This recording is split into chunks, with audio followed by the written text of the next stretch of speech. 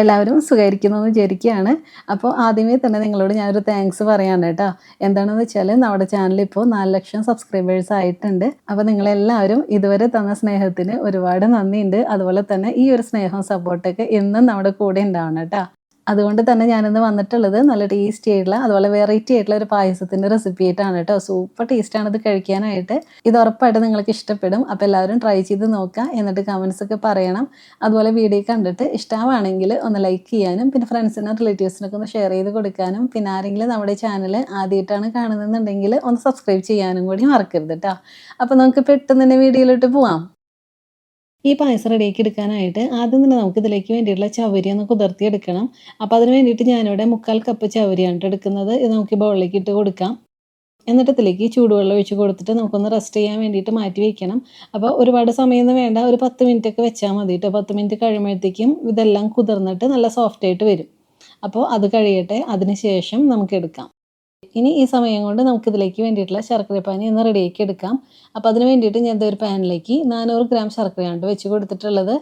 ഇനി ഇതിലേക്ക് 2 കപ്പ് വെള്ളം ഒഴിച്ച് കൊടുത്തിട്ട് നല്ലതുപോലെ ഒന്ന് മെൽറ്റ് ചെയ്തെടുക്കാം. കുറച്ച് നേരം ഒന്ന് തിളപ്പിച്ചെടുക്കാം. അപ്പോൾ കുറച്ച് നേരം കഴിയുമ്പോഴത്തേക്കും ശർക്കരയെല്ലാം നന്നായിട്ട് തന്നെ അലിഞ്ഞു വരും. അപ്പോൾ അത് കഴിയട്ടെ, അതിന് ശേഷം നമുക്ക് എടുക്കാം. ഇപ്പോൾ കുറച്ച് നേരം നന്നായിട്ടൊന്ന് തിളപ്പിച്ചെടുത്തു. അപ്പോൾ കണ്ടോ, ശർക്കരയെല്ലാം നല്ലതുപോലെ മെൽറ്റായിട്ട് വന്നിട്ടുണ്ട്. അപ്പോൾ ഇത്രയും മതി. ഇനി നമുക്ക് ഫ്ലെയിം ഓഫ് ചെയ്തിട്ട് ഇതൊന്ന് മാറ്റി വയ്ക്കാം. ഇനി ഈ പായസത്തിലേക്ക് നമുക്ക് മെയിനായിട്ട് വേണ്ടത് പീനട്ടാണ്. റോസ്റ്റഡ് പീനട്ടാണ് കേട്ടോ ഞാൻ എടുത്തിട്ടുള്ളത്. അതായത് നമ്മുടെ നിലക്കടല കപ്പലണ്ടി എന്നൊക്കെ പറയില്ലേ, അതാണ്. അപ്പോൾ 1.5 കപ്പോളം പീനട്ട് ഞാൻ ഇതുപോലെ ക്ലീൻ ചെയ്തിട്ടൊക്കെ എടുത്തിട്ടുണ്ട്. ഇത് നമുക്ക് ഈ മിക്സിയുടെ ജാറിലേക്ക് ഇട്ട് കൊടുക്കാം. ഇനി ഇത് നമുക്ക് നല്ലതുപോലെ ഒന്ന് അരച്ചെടുക്കണം. അപ്പോൾ നല്ല ഫൈൻ പേസ്റ്റ് പോലെ ഒന്നും ആവേണ്ട ആവശ്യമില്ല. ചെറിയൊരു തരിയൊക്കെ ഉണ്ടാവും കേട്ടോ, അതൊന്നും കുഴപ്പമില്ല. വെള്ളമൊന്നും ചേർത്ത് കൊടുക്കണ്ട. അല്ലാതെ തന്നെ നമ്മൾ കുറച്ച് നേരം ഒന്ന് അരച്ചെടുക്കുമ്പോൾ തന്നെ നന്നായിട്ട് പേസ്റ്റായിട്ട് നമുക്ക് കിട്ടും. അപ്പോൾ ഞാനതൊന്ന് അരച്ചെടുത്തിട്ട് കൊണ്ടുവരാം.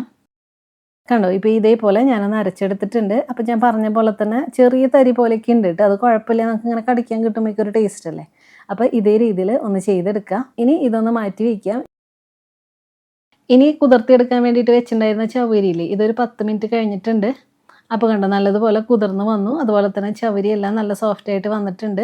പിന്നെ നമ്മളിതിലേക്ക് ഒഴിച്ച് കൊടുത്ത വെള്ളമെല്ലാം കണ്ടോ നന്നായിട്ട് തന്നെ വറ്റിയൊക്കെ വന്നിട്ടുണ്ട്.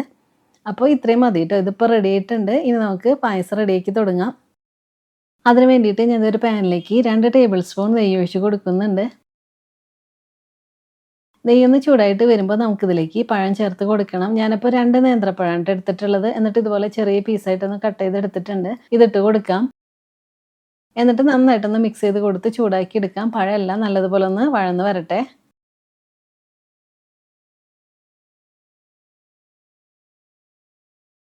ഇപ്പോൾ കുറച്ച് നേരം കഴിഞ്ഞപ്പോൾ കണ്ടോ, പഴം എല്ലാം ചെറുതായിട്ടൊന്ന് വഴന്ന് വരാനായിട്ട് തുടങ്ങുന്നുണ്ട്. അപ്പോൾ ഈ സമയമാകുമ്പോൾ നമുക്കിതിലേക്ക് നമ്മൾ അരച്ചെടുത്തിട്ടുള്ള പീനട്ടിൻ്റെ ആ പേസ്റ്റ് അല്ലേ, ഇത് ചേർത്ത് കൊടുക്കാം. എന്നിട്ട് ഇത് രണ്ടും കൂടി നന്നായിട്ട് മിക്സ് ചെയ്ത് കൊടുത്ത് കുറച്ച് നേരം കൂടെ ഈ നെയ്യിൽ നമുക്കിതൊന്ന് ചൂടാക്കി എടുക്കണം. കുറച്ച് നേരം കഴിയുമ്പോഴത്തേക്കും ഇത് നന്നായിട്ട് ഇതെല്ലാം ഒന്ന് തിക്കായിട്ട് വരും. അപ്പോൾ അതുവരെ ഇതുപോലെ ഇങ്ങനെ മിക്സ് ചെയ്ത് കൊടുക്കാം.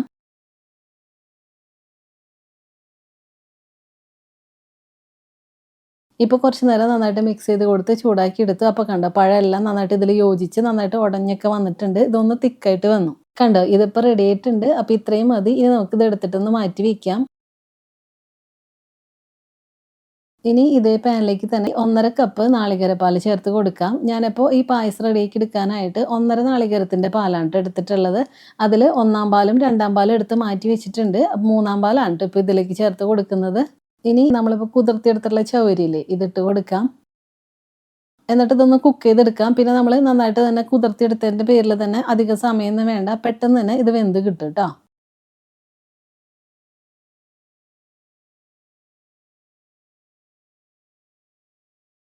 ഇപ്പോൾ കുറച്ച് നേരം ഒന്ന് തിളപ്പിച്ചെടുത്തു. അപ്പോൾ കണ്ടോ, ചവരിയെല്ലാം നല്ലതുപോലെ ഒന്ന് വെന്ത് വന്നിട്ടുണ്ട്. നല്ല സോഫ്റ്റ് ആയിട്ടൊക്കെ വന്നു. കണ്ടോ, അപ്പോൾ ഇത്രയും മതി. ഇനി നമുക്കിതിലേക്ക് നമ്മൾ റെഡിയാക്കി മാറ്റി വെച്ചിട്ടുണ്ടായിരുന്ന ശർക്കരപ്പാനില്ലേ, ഇത് ഞാനൊന്ന് അരിച്ചെടുത്തിട്ടുണ്ട്. ഇത് ചേർത്ത് കൊടുക്കാം. എന്നിട്ട് നന്നായിട്ടൊന്ന് മിക്സ് ചെയ്തെടുക്കാം. ഇനി ഇതൊന്ന് ചെറുതായിട്ടൊന്ന് ചൂടായിട്ട് വരട്ടെ. ഇപ്പോൾ ഇതൊന്ന് ചൂടായിട്ട് വരാനായിട്ട് തുടങ്ങിയിട്ടുണ്ട്. അപ്പോൾ ഇനി നമുക്കിതിലേക്ക് നമ്മളിപ്പോൾ റെഡിയാക്കി മാറ്റി വെച്ചിട്ടുണ്ടായിരുന്ന ആ പഴത്തിൻ്റെയും പീനട്ടിൻ്റെയൊക്കെ ആ മിക്സ് ഇല്ലേ, ഇത് ചേർത്ത് കൊടുക്കാം. എന്നിട്ട് നന്നായിട്ട് മിക്സ് ചെയ്തെടുക്കുക. ഇതുപോലെ നമ്മൾ മിക്സ് ചെയ്ത് കൊടുക്കുമ്പോൾ പതുക്കെ ഇതേപോലെ ഇങ്ങനെ ഒന്ന് പ്രസ് ചെയ്ത് കൊടുത്താൽ ആ കട്ട പോലെയുള്ളതൊക്കെ ഒന്ന് ഉടഞ്ഞു കിട്ടും. അപ്പോൾ ഇങ്ങനെ ഒന്ന് ചെയ്തെടുക്കുക.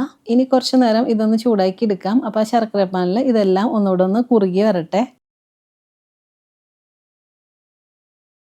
ഇപ്പോൾ കുറച്ച് നേരം നല്ലതുപോലെ ഒന്ന് ചൂടാക്കി എടുത്തിട്ടുണ്ട്.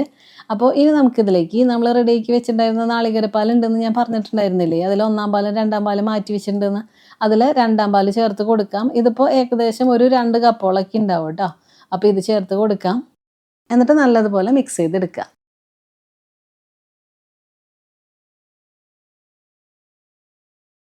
ഇപ്പോൾ എല്ലാം നന്നായിട്ടൊന്ന് മിക്സ് ചെയ്ത് എടുത്തിട്ടുണ്ട്. ഇനി നമുക്ക് കുറച്ച് നേരം നന്നായിട്ട് ഇതൊന്ന് തിളപ്പിച്ചെടുക്കണം. അപ്പോൾ 2-ാം പാലിലാണല്ലോ നമ്മളിതെല്ലാം തിളപ്പിച്ചെടുക്കണ്ടേ. 1-ാം പാൽ ചേർത്ത് കൊടുത്താൽ പിന്നെ നമ്മൾ തിളപ്പിക്കില്ല. അപ്പോൾ ഇനി നമുക്ക് നന്നായിട്ടൊന്ന് തിളപ്പിച്ചെടുക്കാം.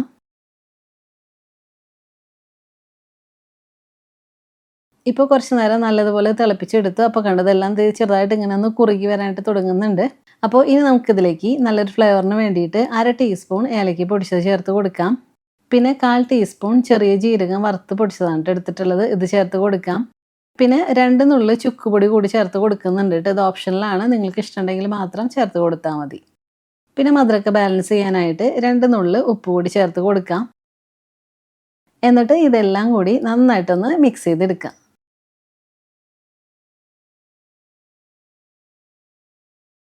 ഇപ്പോൾ എല്ലാം നല്ലതുപോലെ മിക്സ് ചെയ്തെടുത്തിട്ടുണ്ട്. അപ്പോൾ ഇനി നമുക്ക് കുറച്ച് നേരം കൂടെ ഇതൊന്ന് ചൂടാക്കി എടുക്കാം.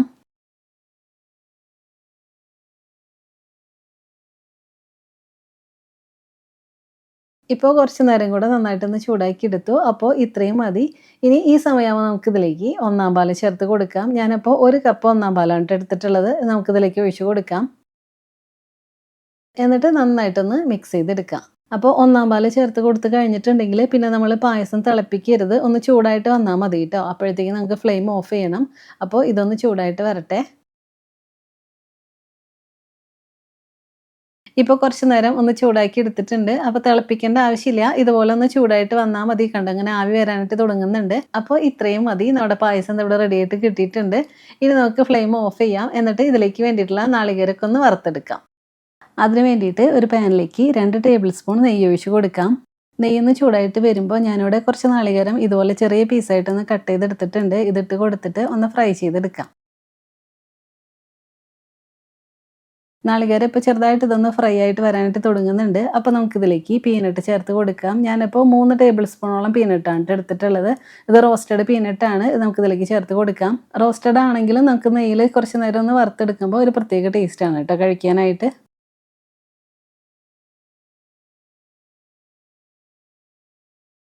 ഇപ്പോൾ ഇത് രണ്ടും നന്നായിട്ടൊന്ന് ഫ്രൈ ആയിട്ട് വന്നിട്ടുണ്ട്. അപ്പോൾ ഇത്രയും മതി. ഇനി നമുക്ക് ഇതൊന്ന് മാറ്റി വയ്ക്കാം.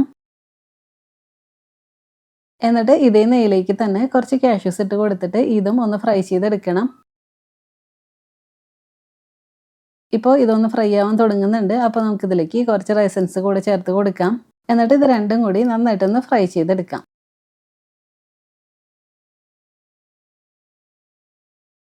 ഇപ്പോൾ ഇത് രണ്ടും നന്നായിട്ടൊന്ന് ഫ്രൈ ആയിട്ട് വന്നിട്ടുണ്ട്. അപ്പോൾ ഇത്രയും മതി. ഇനി നമുക്ക് ഫ്ലെയിം ഓഫ് ചെയ്യാം.